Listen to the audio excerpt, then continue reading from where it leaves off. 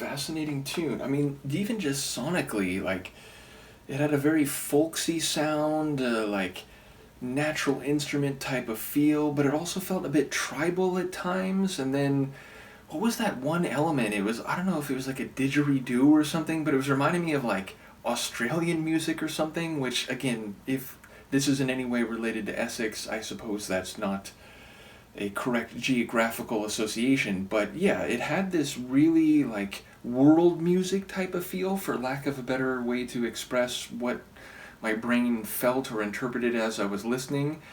And yeah, her vocal delivery was less like soulful, like jazz soul, as I've heard in some of her music, and certainly less like synth dance as I heard, although again, like, I suppose I'm thinking more of the sonics of Yazoo, but, and that was, I guess, part of their appeal, right? That it was like this electronic synth dance mixed with these very soulful vocals from Alison. But yeah, it doesn't feel like a lot of singing I've heard her do up until this point. It feels more like lilty and sort of like bouncing and extending like a syllable for, like melismatically at the end of some of the lines. So yeah, it feels like we're in very new territory with this, even compared to Hoodoo. And then, yeah, lyrically, I don't quite know what's happening. It's like, she talks about, I think, not being afraid of falling, not having fear in that regard. And the track did feel like light and adventurous and unafraid, almost like bright and sunny in a way. And of course, now there's a couple lines that I heard along the way that are eluding me, because when you do these all in one shot, over the course of a track, your brain gets distracted by different things. And by the end, I was very much thinking of the sonics as much as anything else. But yeah, it didn't feel like falling was as dark and as dangerous as I thought. Although I suppose by implication, if you're saying you're not afraid of it, you're acknowledging that it would be on some level negative or a setback, or could lead to a crash, if you will, whether figurative or literal. But you are also saying that you'll be undaunted. You will continue to forge ahead and pursue or engage in whatever it is that led you to this precipice in the first place. So I'll be curious to hear what people have to say lyrically. I didn't necessarily catch anything that gave me like overt geographical references, so whether we're talking Essex or Australia, I don't have any evidence to make those kind of associations. But yeah, just a fun tune, and one that was surprising in the sense that it felt quite different from what I've heard from her up until this point. So again, I suppose it is noteworthy and, to my mind, commendable that an artist that perhaps was, at least at the beginning of her career, pigeonholed or seen predominantly within a particular genre, and which I know some folks who may have been big Yazoo fans over the course of her solo career thought like, it's a bit all over the place, it's not what I would normally think. But I think it's commendable that she has such a wide genre and subgenre range of output even up to this point. So, and this is not the last material I have from her. Again, shout out to Seb. I have a singles collection, which I think is from the next year, like 95. And then there's like another album, which I want to say it's like early 2000s. So still a lot more Alison to go, and not just the albums or compilations, but bonus tunes and B-sides. But yeah, this was a surprising and intriguing opening to the album. So looking forward to the rest. Let me know what you think of this, and I will see you next time. Peace.